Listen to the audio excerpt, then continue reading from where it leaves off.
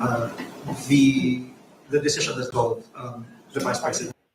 Against Vice President Duterte.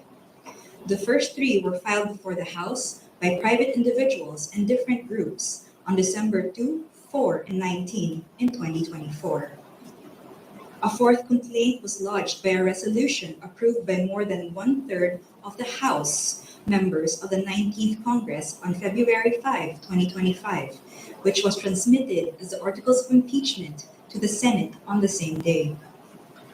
This was followed by two petitions filed before the Supreme Court challenging its constitutionality. The Supreme Court decision, written by Senior Associate Justice Marvic MBF Leonen, ruled that all legal issues involving impeachment proceedings are subject to judicial review, considering the nature of the offices and the institutions that are subject to impeachment, its effect on the independence of constitutional departments and organs, and its nature as a constitutional process. The impeachment process is primarily a legal and constitutional procedure, but with political characteristics. It may be sui generis, but it is not a purely political proceeding. This means that the Bill of Rights, especially the Due Process Clause and the right to speedy disposition of cases, applies to the entire impeachment process, it said. Although the court does not determine whether an impeachable officer may be removed or disqualified from political office, it emphasized that it has the duty to construe the process mandated in the Constitution. In declaring that the articles of impeachment were barred by the one-year rule, the decision differentiated the first three complaints from the fourth complaint. The first three, it said, were filed under Article 11, Section 3, Paragraph 2 of the Constitution, which allows any citizen to file a verified complaint with an endorsement by any House member.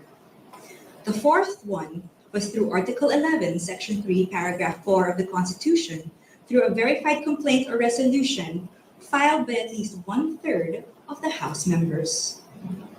The court took note that the House and the 19th Congress did not act on the first three endorsed complaints, which were considered terminated or dismissed upon adjournment of the House. The three impeachment complaints were archived and therefore deemed terminated or dismissed on February 5, 2025.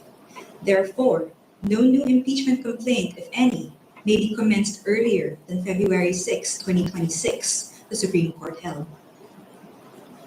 Under Article 11, Section 3, Paragraph 5 of the Constitution, no impeachment proceedings shall be initiated against the same official more than once within a period of 1 year.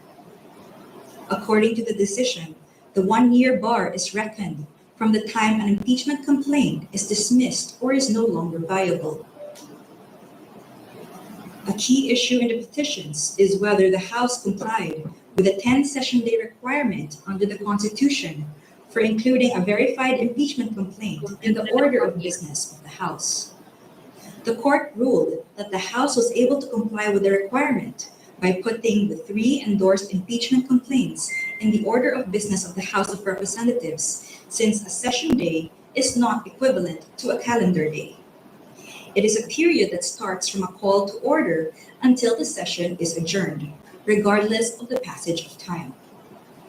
However, the court reminded the House that Article 11, Section 3, Paragraph 2 of the Constitution clearly requires that a verified impeachment complaint be immediately put in the order of business within 10 session days from its endorsement. The Constitution does not grant either the Secretary General or the Speaker of the House any discretion to determine when this period commences. Consequently, the House of Representatives is not granted any discretion except to refer these matters to the proper committee within 3 session days. However, the House may opt to consolidate all impeachment complaints properly commenced and endorsed within these periods. The court also determined that due process applies to the impeachment process. It laid down the following due process requirements in impeachment proceedings. First, The articles of impeachment or resolution must include evidence when shared with the House members, especially those who are considering its endorsement. Second, the evidence should be sufficient to prove the charges in the articles of impeachment. Third, the articles of impeachment and the supporting evidence should be available to all members of the House of Representatives, not only to those who are being considered to endorse. Fourth, the respondent in the impeachment complaint should have been given a chance to be heard on the articles of impeachment and the supporting evidence to prove the charges prior to its transmittal to the Senate, despite the number of endorsements from House members. The House of Representatives must be given reasonable time to reach their independent decision of whether they will endorse an impeachment complaint. The court, however, has the power to review whether this period is sufficient, but petitioner, who invokes the court's power to review, should prove that officials failed to perform their duties properly. Sixth, the basis of any charge must be for impeachable acts or omissions committed in relation to their office and during the current term of the impeachable officer. For the President and Vice President, these acts must be sufficiently grave, amounting to the crimes described in Article 11, Section 2, or a betrayal of public trust given by the majority of the electorate. For the other impeachable officers, the act must be sufficiently grave that they undermine and outweigh the respect for their constitutional independence and autonomy. And seventh, to ensure that respondent in the impeachment complaint is heard under the requirements of due process in the procedure under Article 11, Section 3, Paragraph 4, the House of Representatives is required to A. Provide a copy of the articles of impeachment and its accompanying evidence to the respondent to give him or her an opportunity to respond within a reasonable period to be determined by the House rules. The Constitution only requires an opportunity to be heard. It is up to the respondent to waive this fundamental right and opt to present his or her evidence at the Senate trial. And B. Make the articles of impeachment with its accompanying evidence and the comment of the respondent available to all members of the House of Representatives. It is the House, not 1/3 of the House, that has the sole prerogative to initiate impeachment complaints. Thus, there must be some modicum of deliberations so that each member representing their constituents can be heard and thus convince others of their position. The transmittal will only take place upon the qualified vote of 1/3 of the House. We quote from the final note of the unanimous decision. It is not our duty to favor any political result. Ours is to ensure that politics are framed within the rule of just law. We cannot concede the sobriety of fairness inherent in due process of law to the passions of a political moment. Our fundamental law is clear. The end does not justify the means. We understand our history. We have learned that in the past, momentary desires to do what is convenient and concede means to ends have inadvertently created precedents that weaken the succor of law for those who dissent, or those at our society's margins, or those who may have fallen out of grace from the powers that be. We have learned that the clash of political interests in the past, often disguised by noble intentions, has obscured the need to address the real problems of corruption, inequality, poverty, and disempowerment faced by our people. We will not allow that to happen again. We will not hesitate to declare what is legal, just, and right for our people. There is a right way to do the right thing at the right time. This is what the rule of just law means. This is what fairness or due process of law means, even for impeachment. End of quote. The Supreme Court's ruling is immediately executory. It shall be deemed served on the petitioners and released upon publication in the Supreme Court website and receipt of the parties of their digital copy in accordance with the guidelines on the transition to electronic filing in the Supreme Court. We urge everyone to read the full text of the decision and the concurring opinions. Thank you very much. Hi, Attorney. Muna na ako. Adrian Ayalin po, ABS-CBN. So, sa madaling sabi, wala pong magaganap na impeachment trial ngayon. Hindi pwedeng mag-hold ng impeachment trial ang Senado. Well, the court said that the House complaint versus the VP is unconstitutional and null and void, and therefore the Senate did not acquire jurisdiction to convene as an impeachment court. Hanggang until February 6, 2026 na hindi pwede. The February 6, 2026, that's the due date. I mean, that's the date until when another complaint can be filed Okay. or initiated. And wala na pong pwedeng magawa ang House of Representatives, as you said, immediately executory. It's immediately executory, but they always have the option to file a motion for reconsideration. Thank you, Attorney. Attorney, Ben Punta po sa Philippine News Agency. To clarify lang, it was a unanimous decision.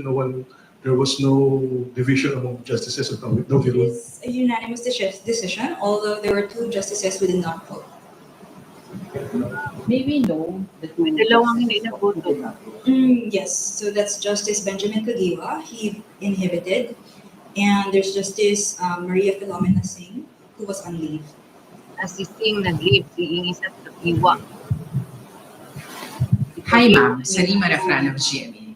Ma'am, para po mas maintindihan ng publiko, ano po yung naging dahilan ng Korte Suprema kung bakit nga po naging null and void ito nga pong articles of impeachment at hindi po dapat matuloy ito nga pong impeachment trial laban kay Vice President Sara Duterte? Haba-haba ang Well, number one, it said that the articles of impeachment, which was the fourth complaint, violated the 1-year period ban. Because there were 3 complaints that came ahead of it. And although Congress was able to include it in the order of business, it did not refer it to the proper committee within the 3 days because they had to adjourn.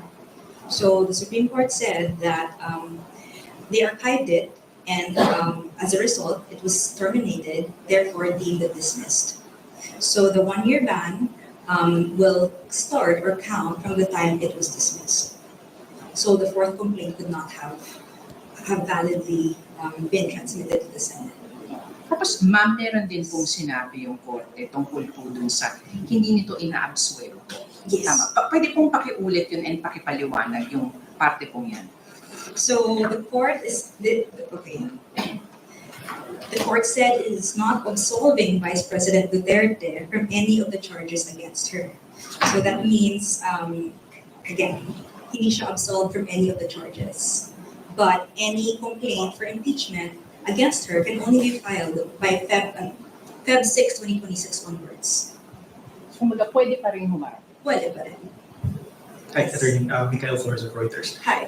Attorney, just to clarify, so essentially the decision acts on a procedural flaw on the part of the House of Representatives in initiating the complaint, and it does not really act on the merits or the grounds that were cited in the articles of impeachment, because he also said that the decision does not absolve the Vice President of the charges that are lodged against her. Yes, so the decision does not delve into the merits of the impeachment complaints against the VP, but rather it just said that the impeachment complaint that was transmitted to the Senate was void for being contrary to the 1-year ban, and that it violated the due process rights of the VP. And in terms of way forward, when, for example, the House of Representatives invoke their independence as a co-equal and independent branch of government, how is the court planning to weigh on a possible, constitutional crisis should they defy this order of the court and invoke their independence as a co-equal branch of government? Well, right now we cannot answer hypothetical questions such as that, but I am confident that the House and the Senate will respect the decision of the Supreme Court. Thank you.